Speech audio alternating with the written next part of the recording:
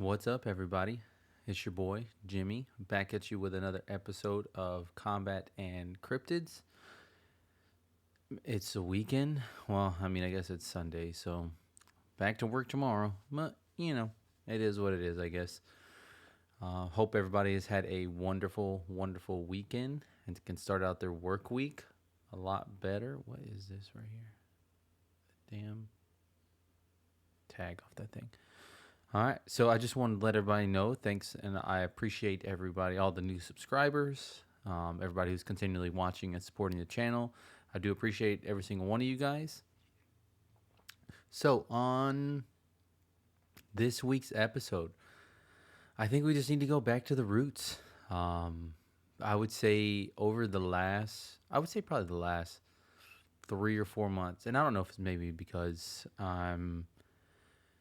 you're when you start to research stuff more and you start to look into these things, you start to see a lot more things pop up, I guess. And as far as what I mean is before I started this channel, before I started going into looking at all these things or talking about all these things, you never really knew how deep, I guess, that rabbit hole went. So yeah, if there is, of every cryptid of any sort that I've talked about in my channel so far, the only one that I can say that I've seen personally are two of them, which is Dogman and Bigfoot. And those are just personal experiences. Now, it doesn't mean the rest of them aren't real or not happening. It's just the ones that I have not seen. But does that mean I'm not going to knock those encounters or those stories or whatever anybody sees or anything like that, whether it be paranormal, ghosts, spirits, whatever it is? They're all very interesting and all very cool. But the one that I really like talking about, there's two of them I like talking about the Dogman because they're eerily creepy, and they're similar to the Bigfoot encounters. It's just weird how closely related they are. The only difference is one looks like a werewolf and one looks like a regular an ape or a monkey or whatever you want to say. So they're both very interesting. And on that note, this week I think I just wanted to go back over and just talk some encounters as far as some Bigfoot encounters. And some of these that I stumbled upon, I just skimmed through them, but there is a website.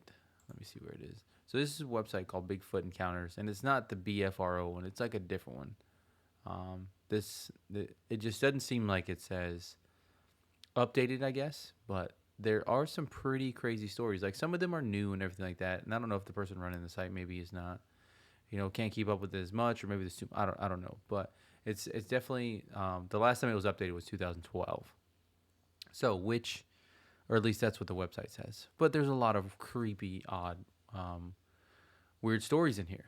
So I figure we could just go over some of these, talk about them, and what is your guys' opinion on this? It's easy to say that Bigfoot is obviously a huge thing in this country and all around the world. You go to the Philippines, you go down south to Dominican Republic, all these, and they're all similar. There's stories that are worldwide, even Australia. There's one in here from Australia. I've never even heard of a story from Australia about Bigfoot encounter, but I think I might read it because I've never heard anybody talk about it or had any encounters with it. So I think it'd just be something. Oh my God, one of these Alaskan gnome pilot secondhand story, wife abducted. Wow, that's pretty crazy. Well, what is your guys' opinion on it? Do you guys believe in this thing, or is it just, are we just, is everybody just seeing the same thing around and it's not, I don't know. It's just, there's too many of them to discount it, I guess. And that's the weird one for me. So I don't know if you've ever heard the Sierra sounds. There's basically if you look up Sierra sounds or the Ohio Howl and stuff, like those vocalizations are very, very creepy. So we'll go over this one for the first to start it off, and then we'll just kind of go from there and read over some and see what you guys think, and if you guys like these. I'll see if I like them. I haven't even read them that much, so we'll see how they go. So the first one starts off, "A Night in the Sierras." Let me move this mic over some. It was June 1988. I'd been camping for 3 days in the eastern Sierra Nevada mountains. I was in my sleeping bag and listening to my shortwave radio at a loud volume. It was almost 9 p.m., and there'd just been an announcement from the Lone Ranger on the radio station KNX only a few minutes before a party of three went by on a trail, and I exchanged a few words with them about the local fishing. It was only moments later when a scream rang out that could turn your hair white. It was no further than 100 feet away from me, but out of my line of due a nearby ranger snow survey cabin. I'd never to this day heard anything even remotely like that sound. Not even in the recorded sounds of the Peter Gutley was kind enough to send me. It was a big, deep sound. Despite the immediate trembling fear I felt, I got up and grabbed my 6-volt flashlight, put the light to the ground ahead of me, and walked over to the trail in the direction of the sound.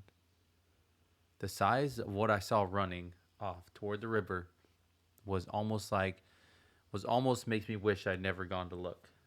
I remember shaking, standing there, hearing it thrash through the small load pines brush down by the creek. The only way I have of estimating its size is by the administrative pasture corral that had been between me and it. Even though I never saw it face to face, the split-second glimpse turned me into I got turned me into no better than a frightened 3-year-old who had just seen a monster. A conservative estimate of its size would have been 7 feet plus. There's no way this was a bear or a mountain lion. I spent hundreds of nights in these mountains, and I know what I saw and heard, and I've been looking for it ever since I realized it was out there. I think it was there all the time, but I never put it all together until late year 1991, when I met a man who told me about a sighting of a Sasquatch a few miles away from my favorite quail hunting spot of mine down on the Traverse Ranges. What got me to investigate was something had me feeling uneasy, enough to pack up and leave early from a great hunting trip. At the time, I had no idea, but when I was out of the area of the man's sighting and heard banging and whistling in the chaparral, that's when I realized I heard that unique high-pitched whistle before when I was in Kearns County.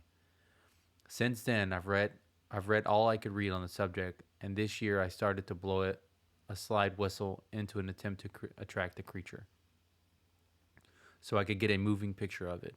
I know this is a lot harder than it sounds, and I know it was cunning and nerve to get close enough to actually film it. Getting back to what I remember about that night, the prominent thing would be the smell.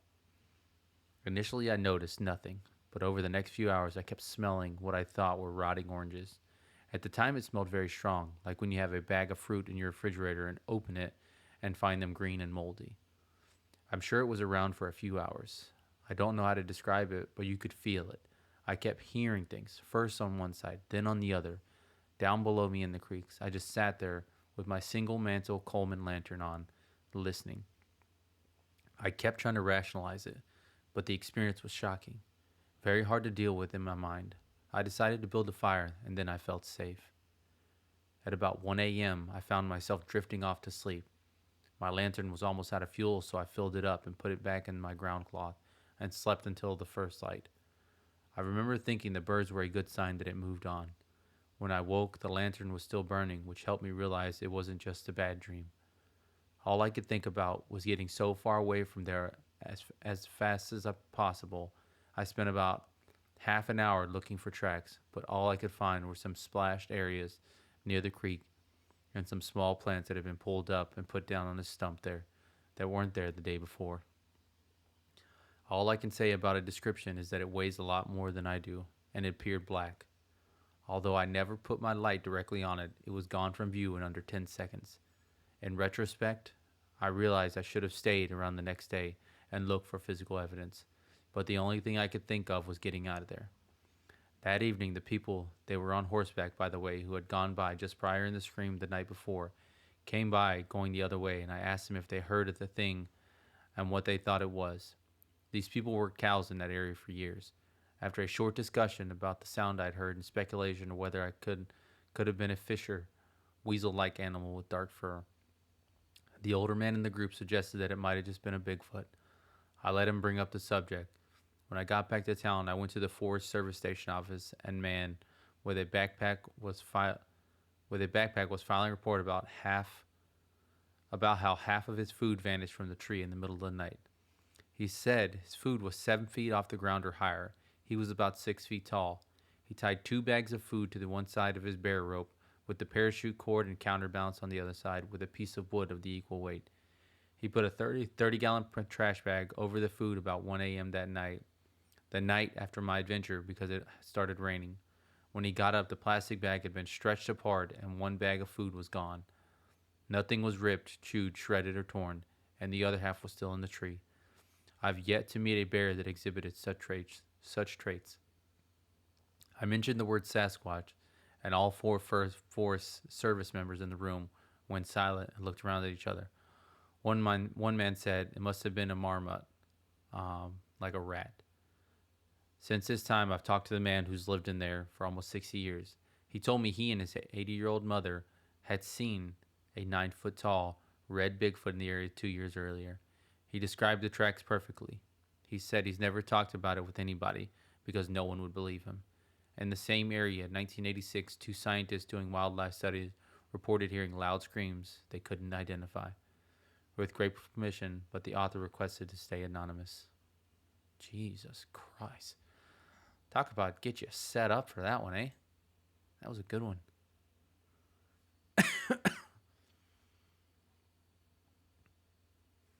There we go. Let's go. Where was that one?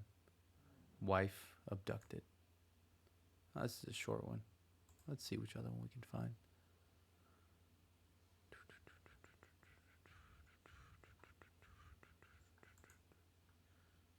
Here we go. We'll go with this one. Nearest to Prescott, Yavapai County, Arizona, November 2007. Scream terrifies ranchers.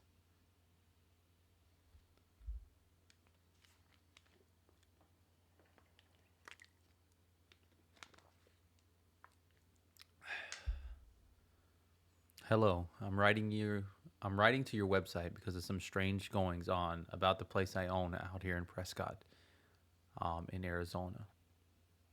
We have the remnants of what used to be a working ranch from years ago. Some livestock left from those days: a few horses, a few Brahma, a couple of goats out there, and a longhorn. I won in a bar fight in Mexico, down in Limestone County, Texas. And recently, we think we have a Bigfoot around. We used to winter horses for people around these parts who were snowbirds, but no more because of the mystery disappearance that happened here. In fact, lots of the mysterious things like to happen around this place, especially as fall nears and the weather cools, like September, October, and November.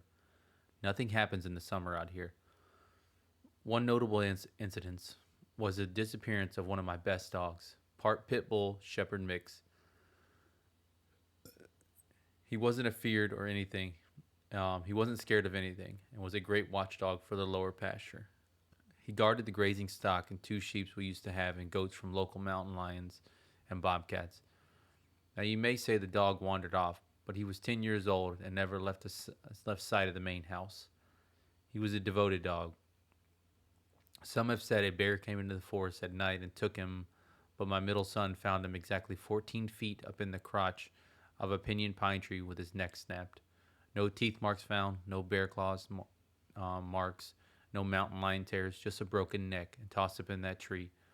Or if not tossed, someone must have put the dog body up that pinyon, which my son had trouble reaching. We all tried to explain that one. Now on to the sheep. I bartered with half-breed for a ram and a ewe, and had them down in the grazing pasture along with the stock.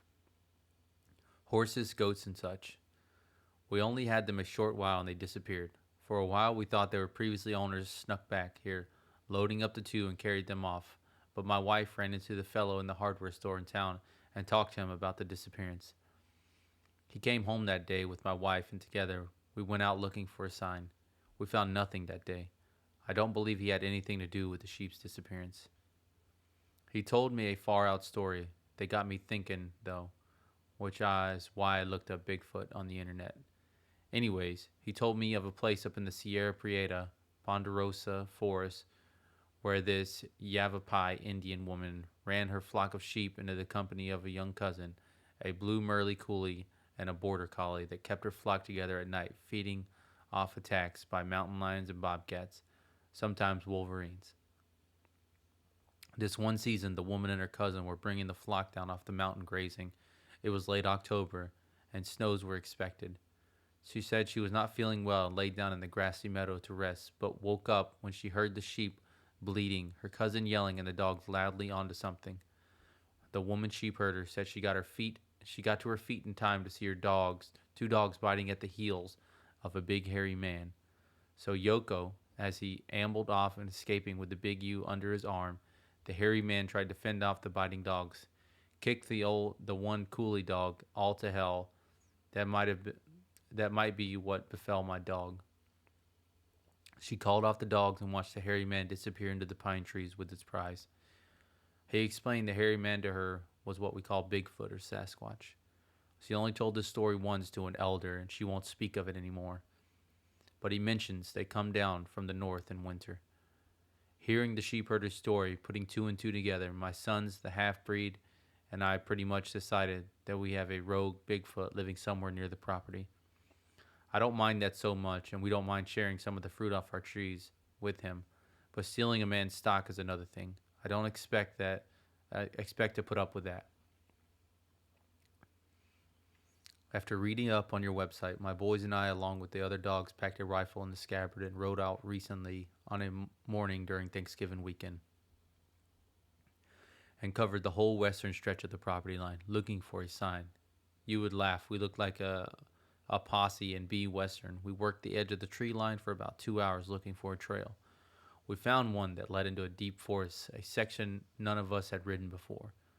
We worked the horses through there and in and around thick brush. Soon we came to a stream and stopped to gather our bearings and water the horses. Dismounting, I thought I heard someone cough. I asked, and nobody heard it but me. My horse jerked up, snorted, and became uneasy. Sensing something none of us could see, the others mount followed. All of us were focusing on keeping the horses under control as they danced about, bucking, kicking, and snorting. My sons thought mountain lion. I wasn't sure. We stood together there by the stream, listening, calming the horses, when the dogs started looking towards the thicket of tangled bushes. Then the barking started in earnest, and they took off. Still, we couldn't see anything, but by now we were all expected the dogs to tree a mountain lion. We couldn't follow. The brush was too thick, but the dog's nose seemed to end about 20 yards into the thick brush and brambles. We keep calling and calling. Finally, the dogs returned, and then took off again. Pretty soon, the dogs returned with tongues hanging out, breathing heavily. We leashed the dogs up and took them and led the horses back to the stream. The dogs settled down some, but the horses didn't. And as we were making an effort to saddle up again, this is when it happened. There came this howl that lengthened into a scream that at first sounded like a Brahma fart, low guttural and drug out, ending in a high-pitched drone like a woman screaming bloody murder. My body reacted with chill and goosebumps, mainly because the scream was coming from a very close. Somewhere in that thicket of briars, where the dogs had been, the scream was long and kind of dragged out. The kind of noise that gets your attention real fast. The half-breed yelled, "So, Yoko, Bigfoot," as he pulled the rifle out of his scabbard. By now the horses were almost impossible to control. Then it goes quiet. Not a sound. No birds, no crickets, nothing. Everything was very still, except for the horses. The dogs were by now cowering between the legs, their ears prickled towards the thicket. Then in the distance we heard another scream. It must have come from across the next valley. Now we're figuring there's fixing to be two of these Bigfoot, and I felt fear for the first time. The dogs started whining. My grown boys hurried, saddled up. We followed and took off down the trail, heading at full gallop, all the way home a good hour later. And you never heard nothing like that vocalization before. And I've heard plenty coyote, plenty wolves, and elk bugle, but never nothing like that before. And if it weren't for, and it weren't no mountain lion scream, it was 4 times as powerful. And if that was a warning from Bigfoot, we got the message. Thanks for the help. We'll contact you the next time they come calling. Eldridge R. Mountain County, Arizona. Dear Lord. See, and those are the, like, if you go into those woods and stuff like that, like we went, you go hog hunting and stuff like that with dogs and everything. Like horses, that's some old style stuff. Like if you try and go anywhere you can with a vehicle, like when we were growing up and stuff. So once you get into them thickets, like you make, when you get into them thickets and it's that thick and you make that underbrush, that tunnel, you're making a wall. Like that's a wall. And you cannot, like there's no budging any of that stuff. There's no way you can budge any of it because it's so thick in there. So basically, if you were going in and you had, I think my dad told me this story one time. He was crawling through these underbrush, like the stuff that they're going through, and he's trying to go after a hog. And he goes in to go and try and get the hog, and they fucking let the dog go behind him.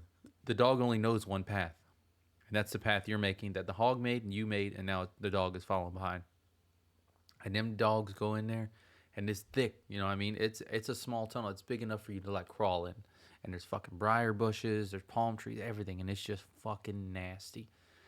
And he said he was crawling through to try and get to this damn hog, and he could see the hog like 10 feet in front of him, and the fucking dog comes up behind my dad and bites him right in the ass. It was so funny because it was morning time, either early morning or late at night, and if you don't have a light and that dog's gonna get on whatever the hell, the first thing it bites. So and it's just like any other animal, whether it be a Bigfoot, a coyote, whatever it is, a hog, whatever it is, if you corner them fucking things, like that's your last stand and your last chance to get out of there.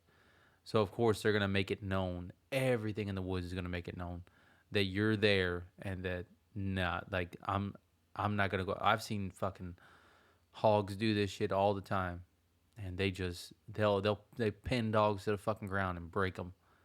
So to see a Bigfoot do that, to take away people's animals and stuff, like you could easily do it because there's animals in the woods that are just as big as that.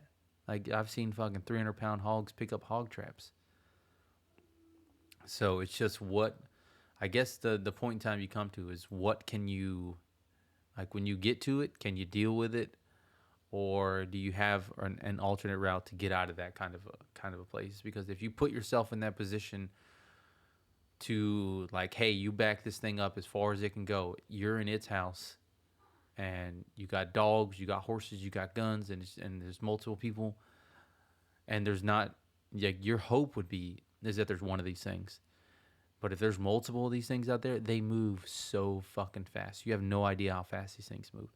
When I saw the one in the middle of the road, this motherfucker was in the middle of the road. And you got to think a double wide road with a ditch and trees. He went from the middle of the road to the wood line in like a split second. These things are fast. And once you see it in person, it's not normal how fast these things are.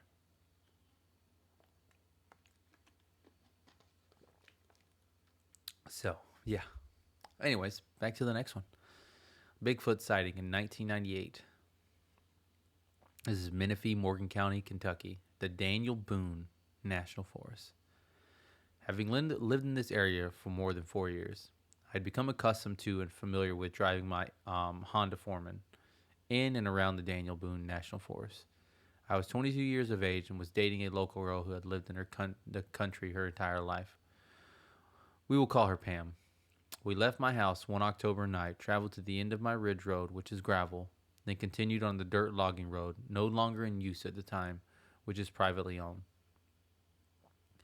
This road, of course, was wide enough to have at one time accommodated trucks and machinery used for logging.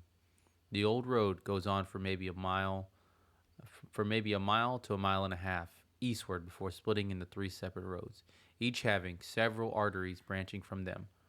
We stayed on the eastward path that runs into the Daniel Boone National Forest. From this point, there is an old horse trail that the locals use for their equine excursions. We have traveled the entire horse trail and all the logging roads many times.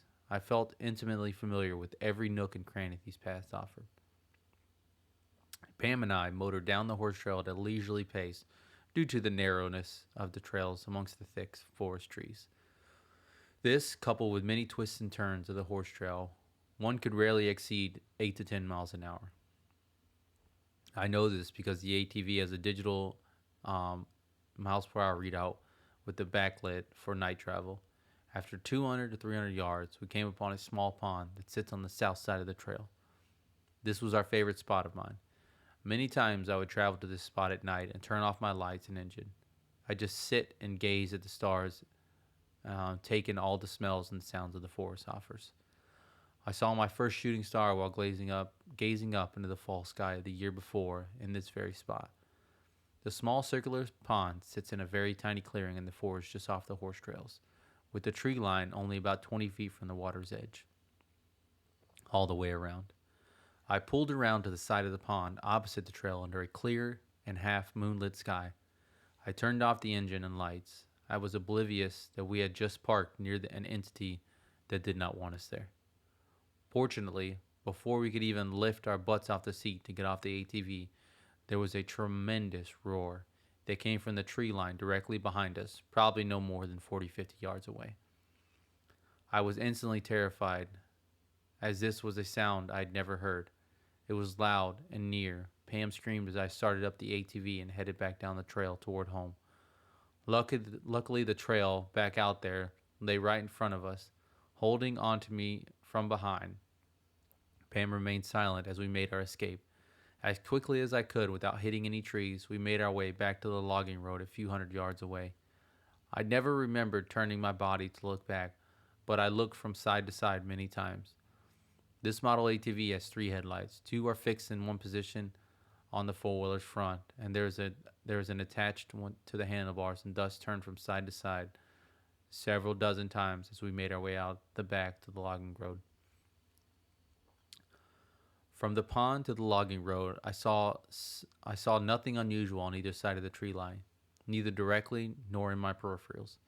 But remember, the horse trail is on a forest property, and the trees are much more densely populated. Even with ATV lights and the half moon, my vision would have been severely limited. Neither of us spoke to one another during the retreat on the horse trail. During this time, I remember telling myself over and over, this must be some kind of animal or an even bigger bird that made that awful noise. Finally, after what had seemed like an eternity, we reached the logging road. It greeted us with a straighter, wider path, sparsely populated trees. Now comes the recollection that haunts my dreams to this day. Having reached the logging road without seeing or hearing any signs that we were being pursued, and not wanting to wreck, of course, I only moderately quickened our pace. Now on the south side of the trail, something caught my eyes. I saw a dark figure running parallel to the road, directly to my left about 30 yards. This thing was running on 2 legs. It looked like a very tall and large human form. I looked directly at it for a few seconds, turned back to look at the road, then turned and looked in its direction once more to discover it was still there, keeping pace with us. During the second and final glance at it being there, which also lasted a couple of seconds, it was one of those moments in life where you wonder if what you are experiencing is real or just a dream. I looked down at my large digital backlit speedometer, 22 miles per hour. Finally, a moderately sharp bend to the south in the trails. I had to slow a little bit as the road straightened again. I floored it and for the first time turned my body to look to the left and a little behind to see if this curve to the left had allowed the creature an advantage in case it was upon me or even in front of me. Nothing. It was not in close proximity to the left or the rear. I even scanned the trees to my right. Nothing. I cocked my head to the side and yelled over to the sound of it. Pam, did you see that? These being the final words we had spoken since the encounter, she must have thought my abrupt acceleration was due to the fact that beyond the sharp turn in the trail we had just passed, the road did become more straight and smooth. Her response in my ear was, I didn't see anything. Did you see something? I said nope, with intentions of telling her everything once we reached my house. I slowed my pace, and within minutes we were on the gravel road which led home. We went over the experience again and again that night, but I never told her what I saw. I sold my four wheeler and moved to the next city in the summer of 1999. I purchased another ATV in 2000. I bought a trailer and would pull my ATV to exit 49 off I 75 and do my riding in Laurel and Rockcastle counties. I hauled my ATV back to the area. I saw the creature one summer day in 2001. I was alone and went to the pond and stood on the bank for a few minutes. I skipped a few rocks, then left. It was a beautiful day. Friday, January 16th, 2009, 1:30 a.m. I don't know what I would do in that kind of situation. I don't know. Like you go to those fuck Jesus Christ. That's a crazy one. Like the biggest fear that most people get when it comes to those kinds of things is if you're, I guess, the like when you're driving at night, okay? In most newer trucks nowadays, like when you turn a little bit, they have a side light and it gives you a little more angle to see. But those old style, you know, I had a four wheeler Honda Foreman, a 500, same style as that. First gear was gone, everything like that. Rode it. The worst thing you could ever do. The headlights are great, but the tail lights only let you see like 5, 10 feet, maybe at most, especially at night. And that's probably the scariest thing you could do is when you look back to that and see, you're like, what the fuck was that? Like that's the most, that's probably the craziest and creepiest thing for most people is when you look back and you see that and you see something. Like your biggest fear would be seeing something. You would hope that you wouldn't see something, but sometimes like shit might happen. So I don't know. That at least that would be my worst fear for something like that. Let's see. Let's go. Let's see if we got any Michigan ones. Is there any Michigan ones?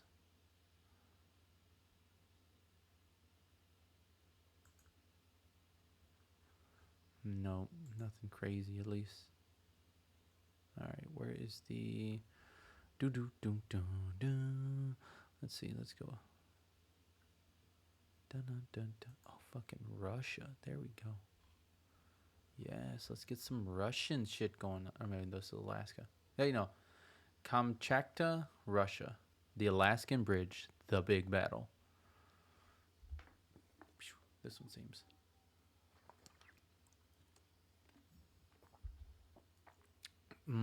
A quick background.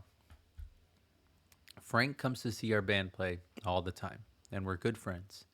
He often tells me stories about Vietnam and his hunting trips.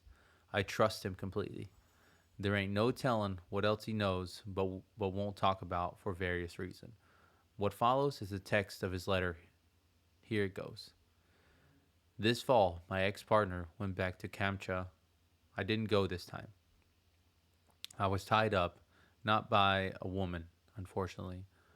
I'll try to make this short. J.G. Wells, my main partner and owner of the firm now, shot a huge old boar brown bear. It was not quite as tall or as long as my biggest Alaskan brown. Mine is 10 foot 4 inches and a half. At 9 foot 10 inches, but was immensely blocky, heavy and muscular. Pictures taken right before the shot as it looked like an M1A1 Abrams tank with dark brown fur. Obviously, the king of the valley. Fucking hair on my lip. They had tracked it on and off for 4 days and had come across an interesting sight. An area near a creek choked with strawberry bushes that looked like it was the scene of an epic battle. It was rocky and gravelly, so not much of the way in tracks, but it looked like two bulldozers had gone at each other. Saplings up to 4 inch in diameter snapped like soda straws. Bushes ripped up, scattered fur, etc. They presumed the boss had laid down the law about territory ownership to another boar. They were hot on his track and had to keep going. As they did, JG saw something curious. It was a large tree branch, 4.5 to 5 feet long, about 5 to 6 inches in diameter. at big end and 4 feet or some smaller on the other end. It obviously had been torn off by a nearby tree. JG said he looked at it twice as they moved through the area because the big end had blood and fur on it. He just assumed at the time one of the bears had slammed into it while fighting. The next day, when they caught up with the boar, he was bedded in a deep thicket. They circled and got in position at the edge of a small clearing just as the boar came out. He was moving very slowly and stiffly up the mountain. JG got him with 2 shots from his 416 Wrigley. Nothing dramatic, but CJ is a real hunter and insists on helping with the skinning. That's when they got an additional surprise. The boar was really beaten up, not fatally, but he was one sore, battered bear, and had some very unusual wounds from a bear fight. When they rolled him over to skin him, there was an area on the chest and stomach where the fur was pulled out and claw marks. JG said it looked like something had jumped on his back and had his arms around him, holding on while it bit. They thought at first Siberian tiger. That would be one hell of a fight, a 1,400-pound bear and a 750-pound cat. But the marks were wrong. A tiger wouldn't pull fur out. It can't clench its paws into fists, and the claw marks were wide and shallow. They were spread wide apart between their fingers. If you hold your hand out and spread your fingers, they were spread far apart, and other bears don't. Big brown bears, such as mine, have claws up to 4 and 5 inches long, but they are only on the front paws. The fifth is a declaw, and where our wrist joint is, there were 5 of these. One in the opposable thumb position, in other words, mark that appeared to come from a very large pair of hands. What was just as weird was when the huge hide was off up to the neck, there were several large bite marks on the bear's neck and shoulders. The curious thing is that they were not as deep as you would expect from a bear, and teeth marks were more rounded or molar-like. But most strangely, the whole bite mark was very horse-shaped, like where a bear's bite mark is much longer and narrow. Well, the long and short of it was on the local guides gave the following account of what had happened.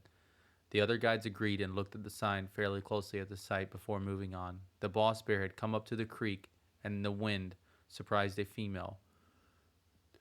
They used the words for Bigfoot in his berry patch and attacked. The big male Bigfoot jumped him from cover where he'd been feeding.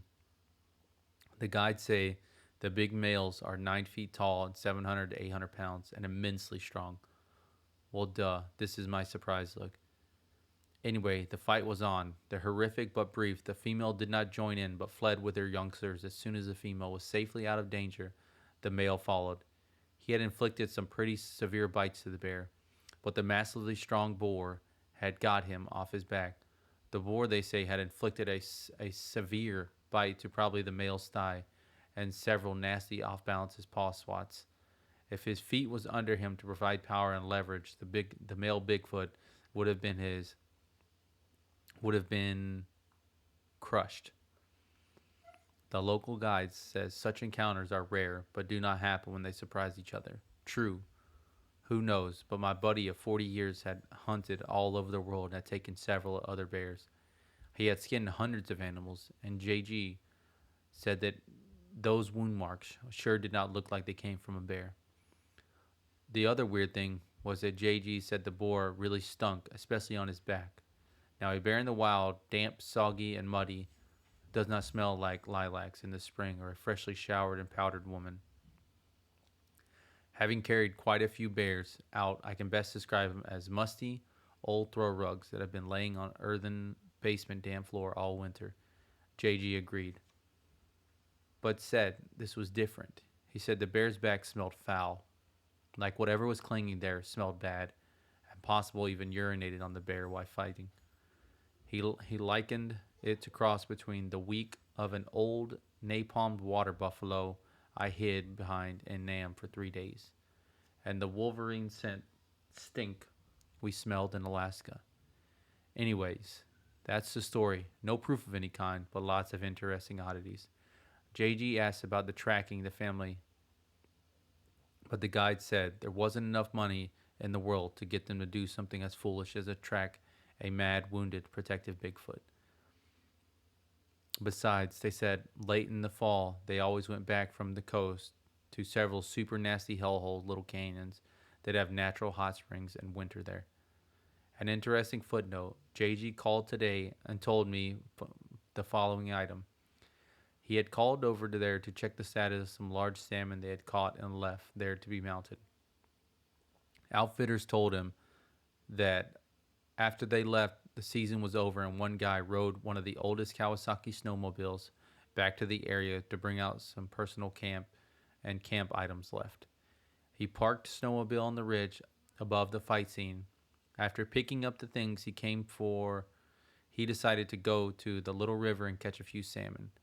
There was not much snow on the ridge, mostly ice, but much below, and he had snowshoed down about half a mile and fished for an hour.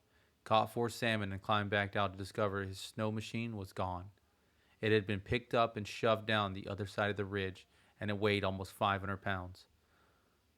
Fortunately for him, as he was 20 miles back in, it hung up on a bush only about 20 feet down the ridge, and after some struggle, fueled by a great desire to get the hell out of there, he got it back on his tracks, got it started, and got the hell out of there with only a mashed windshield and a cracked hood. That's a subtle way of saying, go the hell away and leave us alone for the winter. Bill Lee, Boise, Idaho, January 27th, 2006. Oh my God. I'm like, maybe,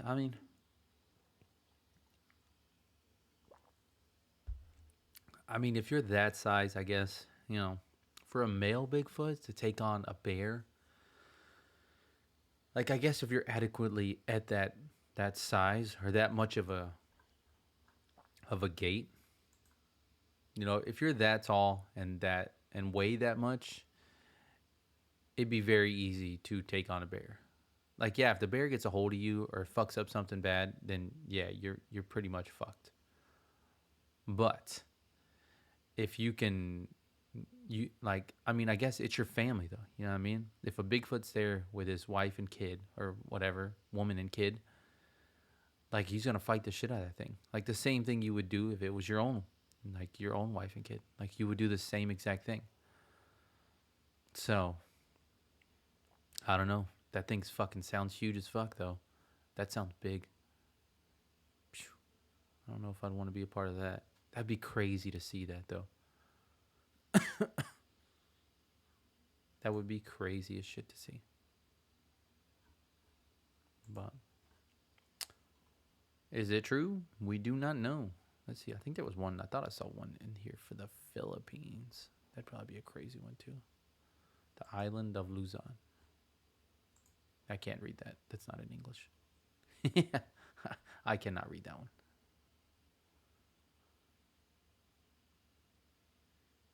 Fighting.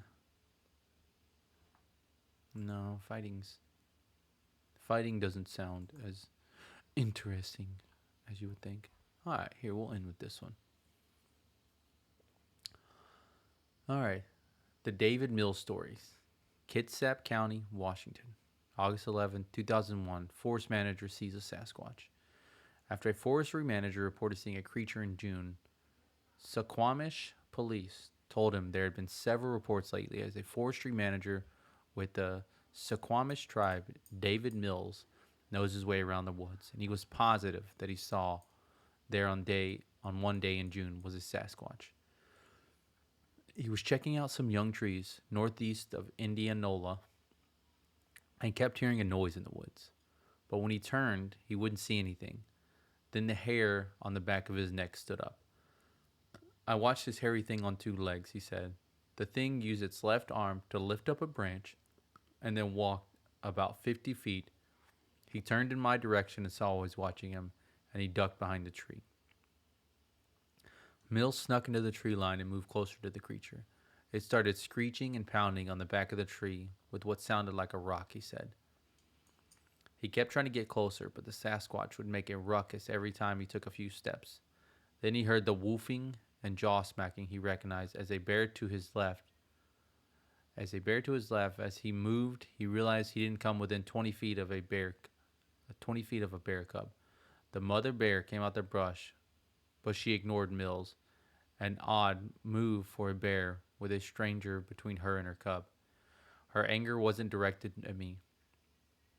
It was coming to the right, and the noise it was making behind the tree, he said. With two bears and a Sasquatch nearby, Mills decided it was time to call it a day. He flew down the hill, he said. Then I just hopped in my truck and locked up the gate and left the area. The creature, he says, was a Sasquatch, was about 9 feet tall, and had black, shiny fur all over its body. Mills said the screeching sound it made matched those he heard of Sasquatch recordings years ago in the Luma Indian Reservation near Bellingham, he said. The Sasquatch also looked like the one he saw while working on the Olympic for the National Forest Service in 1995. He was kneeling by a creek when he and another worker came upon the Bigfoot, took one look at them, and disappeared in 2 steps, he said. All you saw was a blur of its legs. His partner saw exactly the same thing, Mills said, when he reported his June sighting to the Suquamish Police Department. An officer told him he wasn't the only person to see a Sasquatch in the area lately. He declined to give out the names of the others who had seen it, but offered to pass the message along. The others reported Sasquatch seers did not report or respond to the request for an interview. When Patrick Julian heard Mill's story, he headed straight to Indianola to see for himself. Julian, who lives in Port Orchard, is a volunteer field investigator with Bothell Group. Many Bigfoot reports turn out to be bears, stumps, or humans, he said. But he could tell Mill's experience had that ring of truth. David was very credible, Julian said. He said bears back in the woods, he knows the difference between bears and Bigfoots. Plus, there was a footprint. The Sasquatch didn't leave much of a trace in the dry soil, but he happened to step into a muddy patch on his way up in the hill and leave one particular track, Julian said. The track was 7 inches wide, which would make the foot 15 to 16 inches long. Another Bigfoot track came from Kitsap County, is on display at the Bigfoot Museum. It was taken 3 miles from Lighter Lake in the summer of 1984. Julian said he doesn't get many reports of sightings in the immediate area. He's heard about Sasquatch screams near Long Lake and gotten one report of a Sasquatch near Gig Harbor. Most recently, a sighting classified as possible was reported near Discovery Bay this March. Julian is hoping other people will contact him with reports of Kitsap County sightings. What I'm looking for is people who are afraid of ridicule. People who are afraid of ridicule and persecution by other people, he said. They're usually afraid to say something. I want to find out if there are people around here who don't know who to contact or afraid to come forward. Lately, Julian has been spending weeks in Eatonville, where there's been a lot of Bigfoot activity. He said he's also drove to the Lower Hoh Indian Reservation and the Olympic Peninsula, where a man reported finding Bigfoot tracks. Investigators there found 3 sets of tracks from an alleged Sasquatch with 11, 15, and 17-inch feet. They were able to follow one set of patch of matted grass where they believe one Bigfoot slept. Julian said he still came up short on his ultimate goal of seeing his first Squatch. That's the downside of a well-publicized investigation like the Hoh tracks, where Seattle television station camera crews came in and ruined the peace and quiet a Sasquatch seeks.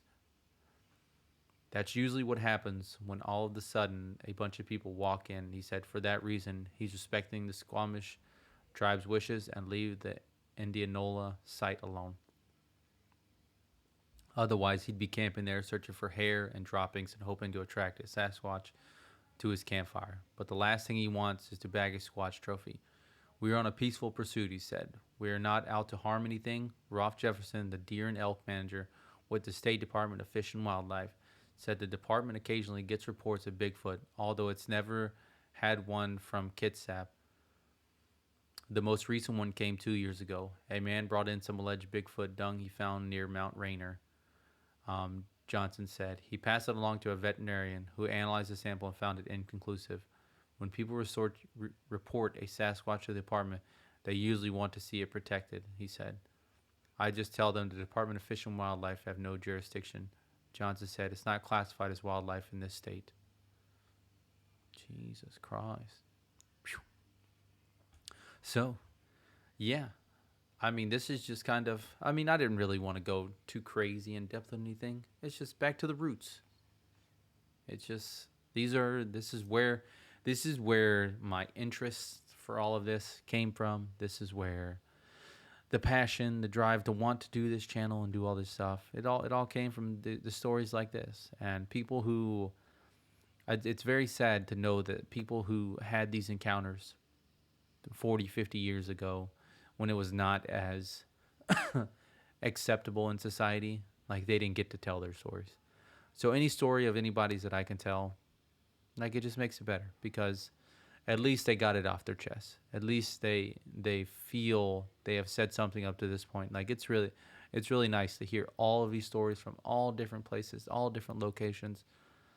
And yeah, so I just figured I just want to go back to the beginning, what the first episode was about, my very first episode.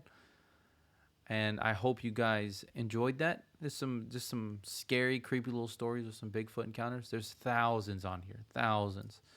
So if you like the Bigfoot stories, let me know in the comments. If you like the Dogman stories, let me know. If you want to see something else or whatever you want to hear, just let me know. And I'll be sure. I don't care if it gets 5 views or 5,000 views. It doesn't make a difference to me. It's just being able to tell a story and telling it the way it should be told. And that's what this channel's for. Let's just tell a story and go on this journey together of how weird we all are. So, other than that, everybody have a wonderful rest of your Sunday and have a great work week. Be safe. Be sure to tell somebody you love them. And I will catch you guys in the next one. Thanks. Appreciate it.